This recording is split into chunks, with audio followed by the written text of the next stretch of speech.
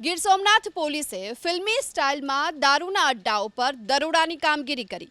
વહેલી સવારે 4 વાગ્યે 100થી પણ વધુ પોલીસ કર્મચારીએ કોડીનાર શહેરમાં દરોડા પાડ્યા। દારૂના ધંધાર્થીઓમાં હડકંપ મચી ગયો। દરોડાની માહિતી લીક ન થાય તે માટે અલગ અલગ તાલુકાની પોલીસને દરોડાની જાણ કર્યા વગર જ કોડીનાર બોલાવવામાં આવી। બાદમાં દારૂના ધંધા સાથે જોડાયેલા 98 લોકોનું એક લિસ્ટ તૈયાર કરી અને પોલીસની 10 ટીમ બનાવાઈ હતી। વહેલી સવારે 4 વાગ્યે એક સાથે આ દરોડાની કામગીરી શરૂ થઈ।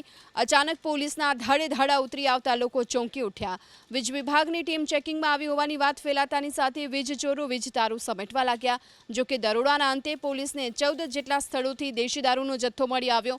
1000 લીટર દારૂના આથાનો નાશ પણ કરાયો।